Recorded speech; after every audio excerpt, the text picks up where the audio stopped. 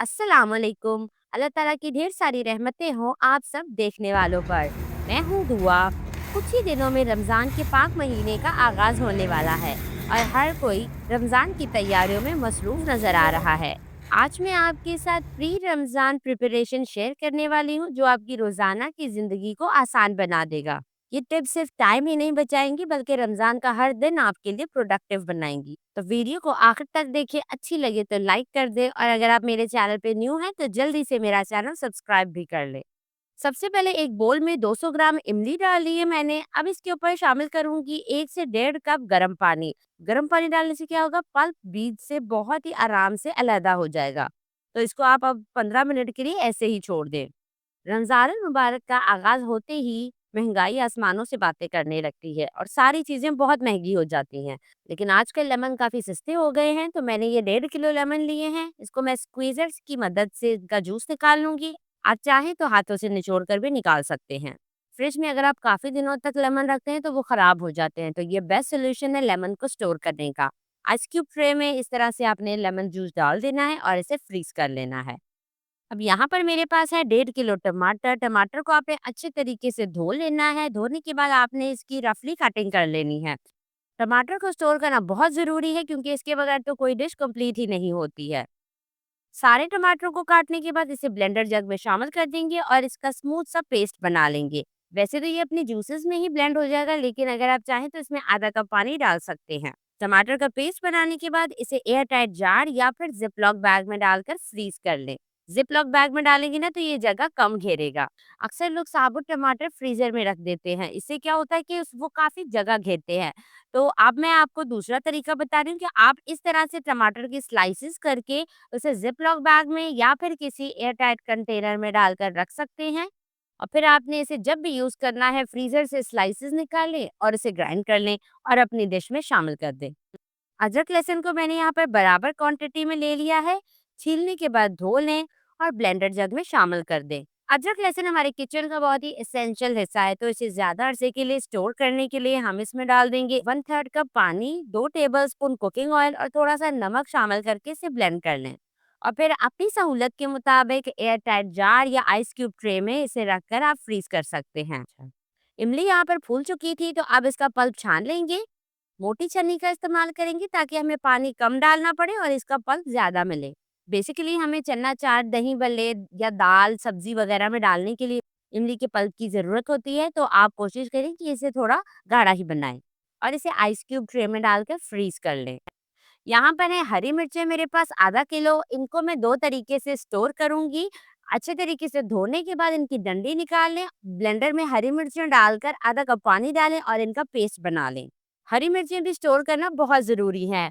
Bottles को बंद कर लें, 1 बॉटल मैं फ्रीज़र में रखूँगी और 1 बॉटल मैं फ्रिज में रखकर इस्तेमाल करूँगी। अब हरी मिर्चों को स्टोर करने का दूसरा तरीका क्या है कि आप इन्हें अच्छे तरीके से धोकर बिल्कुल ड्राई कर लें। मैंने यहाँ पे दोनों तरह की हरी मिर्चें ली हैं।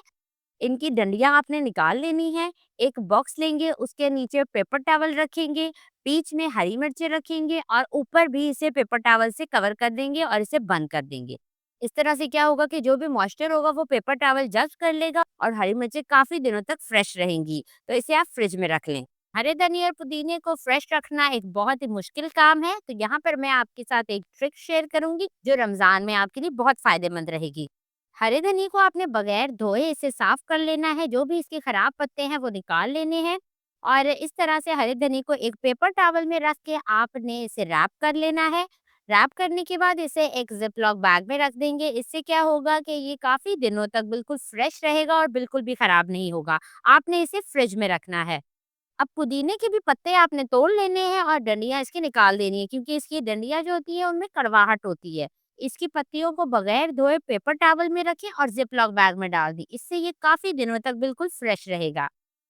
अब बना लेते हैं रिफ्रेशिंग सी हरी चटनी जो हर मील के साथ बेस्ट कॉम्बिनेशन बनाती है। 1 कप इसमें डाल दें पुदीने के पत्ते और 1 कप ही इसमें हरा धनिया डाल दें, लेकिन मैं हरा धनिया डंडी समेत डाल रही हूँ। 5 से 6 हरी मिर्चें डाल दें, 1 टीस्पून नमक का शामिल कर दें, हाफ टेबल स्पून जीरा डाल दें और इसमें थोड़ा-सा पानी डालकर इसको ब्लेंड कर लें। हरी चटनी हमारी तैयार है। आप इसे एयर टाइट कंटेनर में भी रख सकते हैं और आइस क्यूब ट्रे में भी रखकर फ्रीज़ कर सकते हैं। अब यहाँ पर है मेरे पास तकरीबन 2.5 किलो प्याज मैंने इन्हें छील लिया था और अब इसको कट करेंगी क्योंकि मैंने यहाँ पर प्याज़ों को फ्राई करना है। अगर आप प्याज़ फ्राई करके रख लेंगे ना तो इससे आपका टाइम भी बचेगा और खाना भी बहुत जल्दी बनकर तैयार हो जाएगा। मैंने यहाँ पर स्लाइसर की मदद से प्याज़ कट किए हैं ताकि ये इवनली स्लाइस हो और फ्राइंग टाइम भी इनका एक ही हो। ये ना हो कि कुछ प्याज़ पतले हैं, कुछ मोटे कटे हैं तो ये आगे-पीछे ना हो। 1 किलो मैंने ऑयल लिया था, उसे गरम कर दिया मीडियम फ्लेम पर और इसमें मैंने प्याज़ डाल दिए हैं। 2 बैचेज़ में मैं प्याज़ों को फ्राई करूँगी। जैसे ही आप प्याज़ डालें ना तो उसमें थोड़ा-सा नमक भी शामिल कर लें। इससे क्या होगा कि आपके प्याज़ जो है वो इवनली ब्राउन होंगे। प्याज़ हमारे फ्राई हो रहे हैं तो हम यहाँ पे ब्रेड क्रम्ब बना लेते हैं। मेरे पास एक लार्ज ब्रेड थी जिसके मैंने इस तरह से टुकड़े कर लिए हैं। चॉपर में डालकर इसे मोटा-मोटा पीस लेंगे। आपकी चॉइस है कि आप इसे बारीक रखना चाहते हैं या ब्रेड क्रम्ब्स को आप थोड़ा मोटा-मोटा रखना चाहते हैं। रमज़ान में ब्रेड रोल्स, कटलेट्स और चीज़ बॉल्स वगैरह काफ़ी बन रहे होते हैं तो उसमें ब्रेड क्रम्ब्स का बहुत ज़्यादा यूज़ होता है। बाहर के ब्रेड क्रम्ब्स बहुत ज़्यादा महँगे होते हैं, लेकिन घर के जो ब्रेड क्रम्ब्स होते हैं ना, उनका टेस्ट बहुत ही ज़्यादा अच्छा होता है। ब्रेड क्रम्ब्स को हमने कढ़ाई में डाल दिया है, अब हमने इसको सेंकना है मीडियम टू लो फ्लेम पर। बेसिकली आपको इसका मॉइस्चर खत्म करना होता है और इसका कलर लाइट गोल्डन होने तक मुसलसल चम्मच चलाते रहें। जैसे ही ये क्रिस्पी से हो जाएंगे ना तो आपने फ्लेम ऑफ कर देनी है और इसे ठंडा कर लेना है। तो यहाँ पर मैं आपको बता दूं प्याज फ्राई होने में 40 टू 45 मिनट्स लगते हैं। जैसे ही इस पे हल्का हल्का कलर आने लगे तो आपने इसको छोड़ना नहीं है, मुसलसल चम्मच चलाते रहे नहीं तो ये जल जाएगी। स्टार्टिंग में आपने प्याज को हाई फ्लेम पर फ्राई करना है। जैसे ही इस पे हल्का सा कलर आने लगे तो आपने मीडियम टू लो फ्लेम पर इसको चम्मच चलाते रहना है और इसको कलर देना है। जैसे ही प्याजों पर इस तरह का गोल्डन ब्राउन कलर आ जाए तो आप इसे छन्ने में डालकर निकाल लें और टिश्यू पेपर पर फैला दें और इनको ठंडा होने दें ताकि ये क्रिस्पी क्रंची बनकर तैयार हो। प्याज अगर एक बार फ्राई की हुई रखी हो ना तो बहुत आसानी हो जाती है क्योंकि ये बहुत सारी डिशेस में जाती है। इससे आपकी लाइफ बहुत आसान हो जाती है। प्याज मैंने ठंडी होने के लिए रख दी है तो अब यहाँ पर भून लेते हैं साबुत जीरा और साबुत धनिया। आप जानते हैं पकोड़ों वगैरह में तो ये लाजमी ऐड होता है और बाकी भी काफी डिशेस में इसे डाला जाता है। दोनों को मैंने हम वजन ले लिया था, मीडियम टू लो फ्लेम पर इसे भूने और जैसे ही अच्छी सी खुशबू आने लगे इसे निकाल कर ठंडा कर लें और इसे पीस लें। अब ये आपकी अपनी चॉइस है कि आप इसे बारीक करना चाहते हैं या दरदरा सा रखना चाहते हैं। मैं इसे जरा दरदरा सा रखूंगी।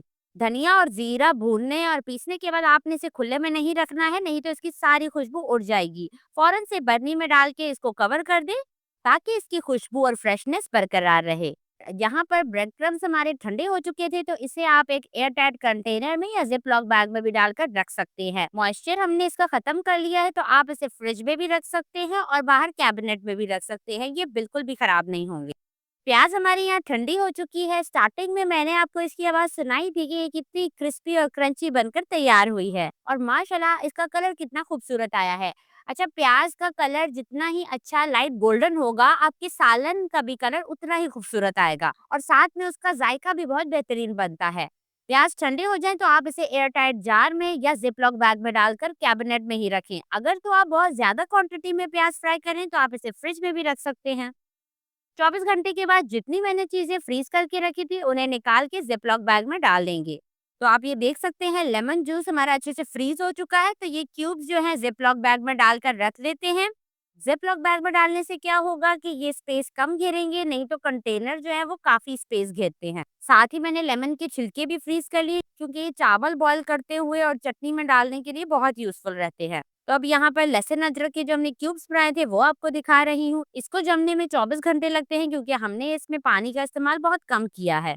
अच्छे से फ्रीज हो जाए तो निकाल कर जिप लॉक बैग में या किसी एयर टाइट कंटेनर में भी रख सकते हैं। यकीन करें इससे आपकी लाइफ बहुत ईजी हो जाएगी। यहाँ पर इमली का पल्प था वो भी हमने आइस क्यूब ट्रे में से निकाल लिया है। इसे भी जिप लॉक बैग में डालकर रख लेंगे और इसे आप महीनों तक इस्तेमाल कर सकते हैं।